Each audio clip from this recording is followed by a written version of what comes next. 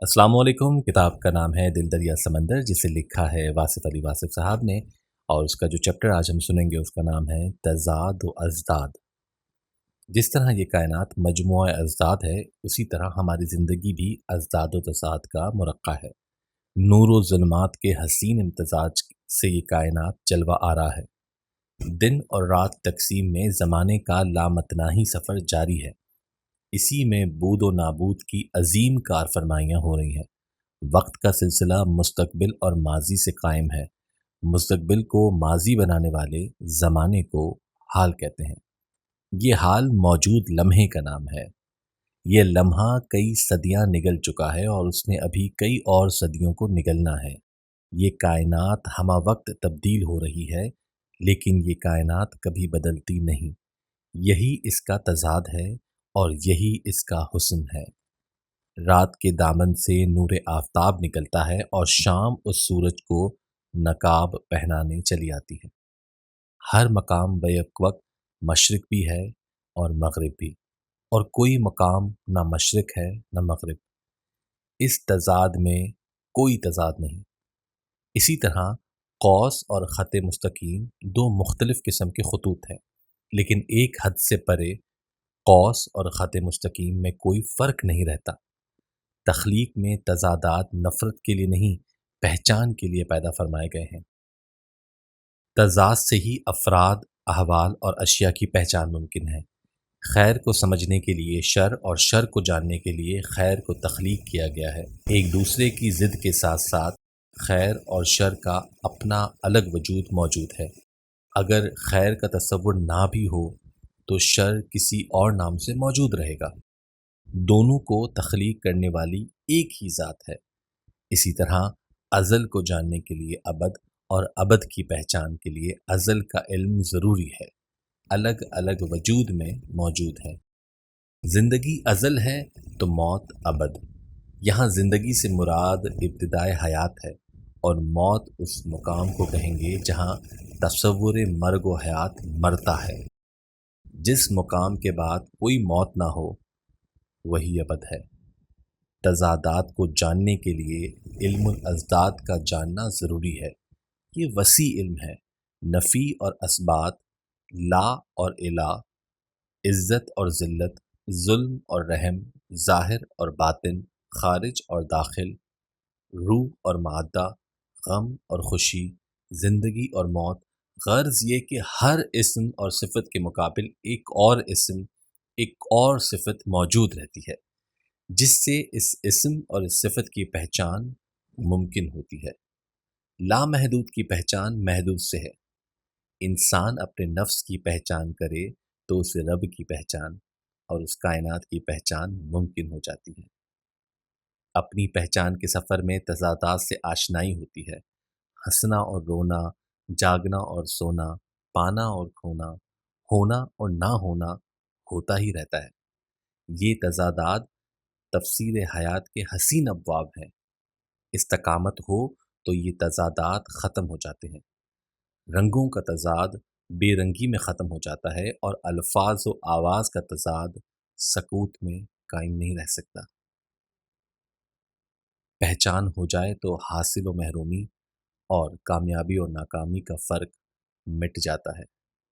कामयाबियों की मंजिलें तय करने वाला नाकामी के इबरत कदे में दम तोड़ सकता है। नाकामी की अफदाद से निकलता हुआ इंसान कामयाबी की चोटी तक पहुंच सकता है।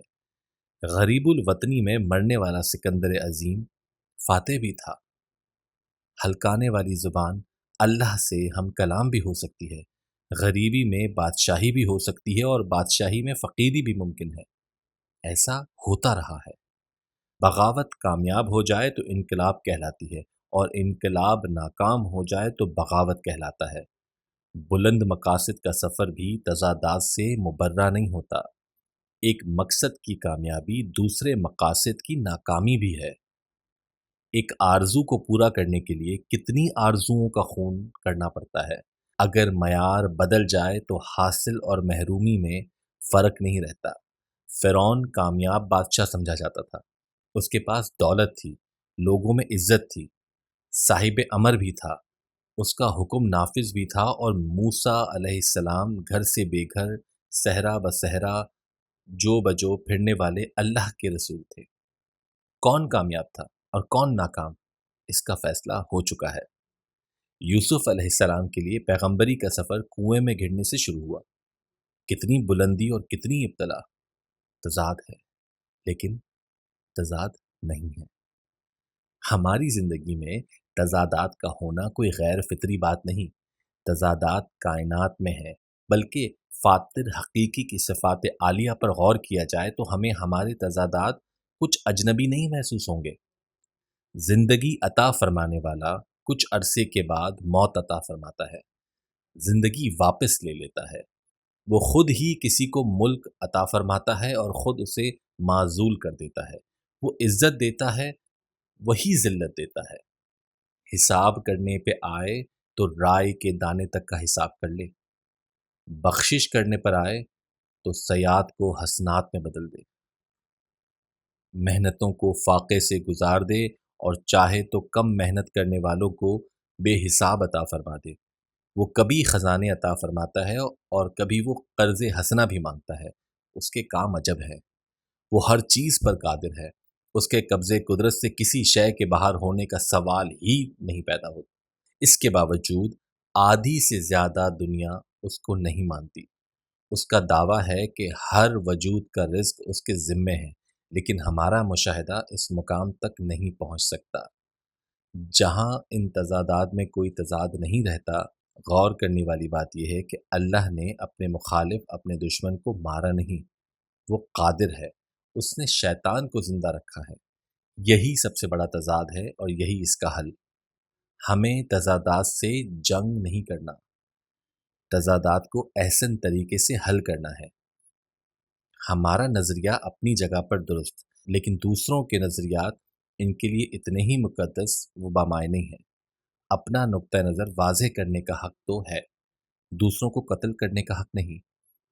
اللہ نے اپنی زمین میں اپنے نہ ماننے والے کو جس طرح برداشت فرمایا ہوا ہے، اسی طرح ہم بھی دوسروں کو ان کے عقائد کے اختلاف کے باوجود برداشت کیوں نہیں کرتے؟ زندگی میں مختلف نظریات کا ہونا زندگی کا حسن ہے۔ کسی انسان سے اس لیے نفرت نہیں کرنا چاہیے کہ اس کا لباس ہمارے لباس سے مختلف ہے۔ تضادات کو برداشت کرنے کے لیے عظیم دل چاہیے۔ کمزور عقیدہ الجھتا ہے، لڑتا ہے، جھگڑتا ہے، لیکن طاقتور اور صحت مند عقائد دوسرے عقیدوں کو اپنے ساتھ اس طرح ملاتے ہیں جیسے سمندر دریاؤں کو اپنے اندر سمیٹتا ہے۔ ایک انداز کی صداقت دوسرے انداز کی صداقت کو غلط سمجھتی ہے، باطل سمجھتی ہے، حالانکہ سب سے بڑی صداقت یہ ہے کہ اس کائنات میں کچھ بھی باطل نہیں۔ ہمیں تحمل سے دوسرے کے نقطہ نظر کو سننا چاہیے، اس کی خامی کی اصلاح کرنی چاہیے، اس سے محبت کرنا چاہیے۔ کوئی شخص بیمار ہو جائے تو اس سے نفرت نہیں کرنا چاہیے۔ اسی طرح کسی کا عقیدہ بیمار ہو جائے تو اس کے لیے زیادہ توجہ اور رحم کی ضرورت ہے۔ عقائد و نظریات پر اتنی کتابیں لکھی جا چکی ہیں کہ دنیا کا کسی ایک عقیدے پر متفق ہونا مشکل ہے۔ ایک گروہ نے ایک کتاب پڑھ لی ہے، دوسرے نے دوسری۔ یہی اختلاف کی وجہ ہے۔ کتابی علم کے علاوہ دیکھا جائے تو ہر انسان کے دل کی دھڑکن ایک جیسی ہے، سب کی آنکھوں میں ایک جیسے آنسو ہیں، اور ہر انسان نے اس دنیا میں چند معدود ایام گزارنے ہیں۔ جو انسان ہماری نگاہ میں خار بن کر کھٹکتا ہے، وہ بھی کسی کا منظور نظر ہے۔ عقیدتوں کا فرق بھی مقدر کے فرق کی طرح انسان کے ساتھ پیدا ہوتا ہے، اس میں کوئی الجھاؤ نہیں۔ یہ عقائد بیان بلکہ حسن بیان کی باتیں ہیں۔ اصل عقیدہ ہمارا عمل ہے، دوسرے کا عمل اس کا عقیدہ ہے۔ فریقین میں محبت ہو تو عقیدے کے اختلاف ختم ہو جاتا ہے۔ ڈوبنے والے سے اس کی مدد سے پہلے عقیدہ پوچھنا ظلم ہے۔ زندگی کے بارے میں بہت کچھ کہا گیا ہے۔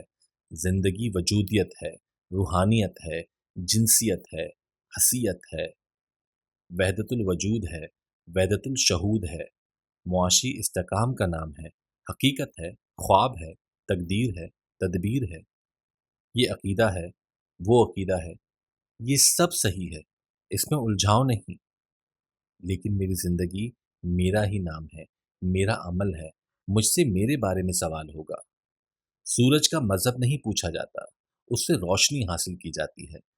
ہر انسان دوسرے انسان کی ضرورت کا خیال رکھے تو عقائد کا تضاد ختم ہو جاتا ہے۔